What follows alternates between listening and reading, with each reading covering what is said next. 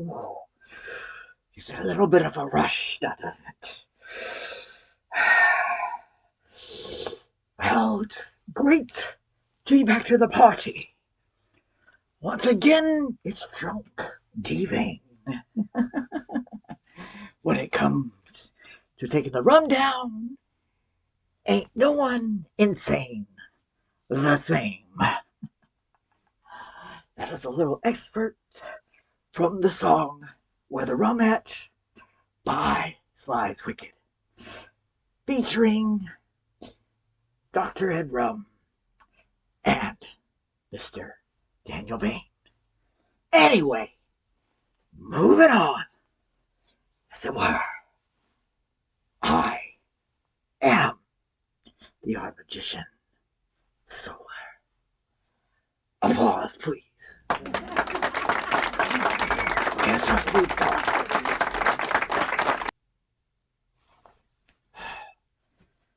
We are here for two reasons. One, a repetitive request, an annoying, persistent, fine, I'll do it if you just shut the fuck up, sort of response. But here we are. Now then, why were we so desperately sought out? Well, because we're in the best capacity, I suppose, to my understanding, to address something that in vain sight wish to convey. And so they chose me as the spokesperson for this little segment. I think we get it. I'm here because I'm good at what I do, even though I don't really know what it is I do. But I do it for our benefit. Never mind. I already know what it was about.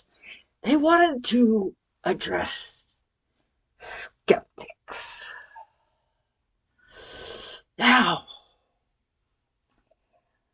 what we perceive as a skeptic is not so much just someone who is skeptical, because it is always ethical and prudent and wise,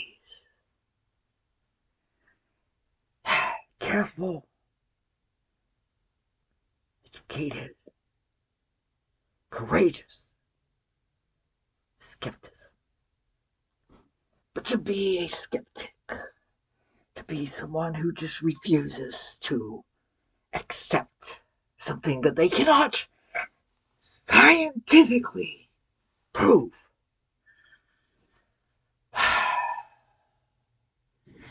I will reiterate a point about scientific proof.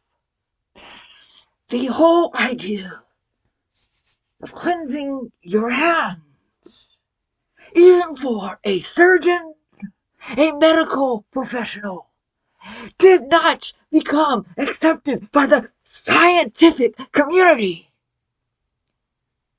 until the 1800s.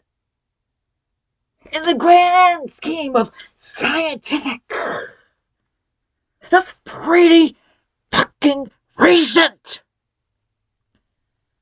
And you want to say such things as ghosts or the Bermuda Triangle or anything that's so physical cannot possibly exist because your science refuses to acknowledge it in your narrative. Fear is a path to someone who will not accept the truth and deal with it. Because accepting and dealing with it is productive. If there's something about it you want to change, understanding it, accepting it, try to figure it out. In that perspective, Not trying to figure it out from a place of, well, I don't see a mystery here, because if you're investigating it, it's a mystery. Mystery implies there is a question that you are trying to understand, and you go and you try to dismiss this mystery. Rather odd, don't you say?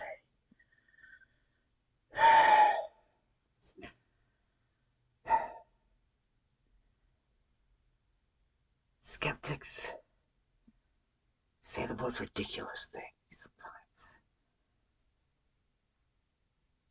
What prompted all this was a recent viewing of a skeptic investigating the mystery of the Bermuda Triangle.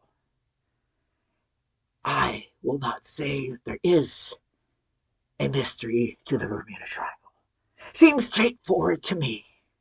It's an area where weird shit happens. An area, a large area, not necessarily a triangle. That's just what the human moniker became. But it is an area where weird shit happens.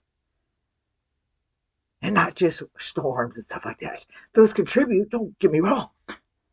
But a lot of weird shit. If there wasn't weird shit going on there, it wouldn't be called the Bermuda anything. It would be called the Atlantic Ocean. At best and worst. But there's a reason why it has a reputation. Because weird shit happens. Is there a mystery? Depends on your perspective. If you're looking for answers to a question within that sphere, then I suppose there's a mystery. Or you can just say, yeah, weird shit happens there. Be careful if you're in the area. If you see weird shit, guess what? You're on the Bermuda Triangle. It's like going to the zoo and going, did you see a lion? Yeah. You were at a zoo. Anyway, I'm done here. We've already taken enough of our own time ranting about this stuff. To all the wonderful people who are acceptable to the idea that there's other things other than this physical realm that we live upon. And no, by its physical measure. Its physical scientific measure. I do believe in scientific proof, don't get me wrong. There's a certain respect to it. But accepting it as the final word.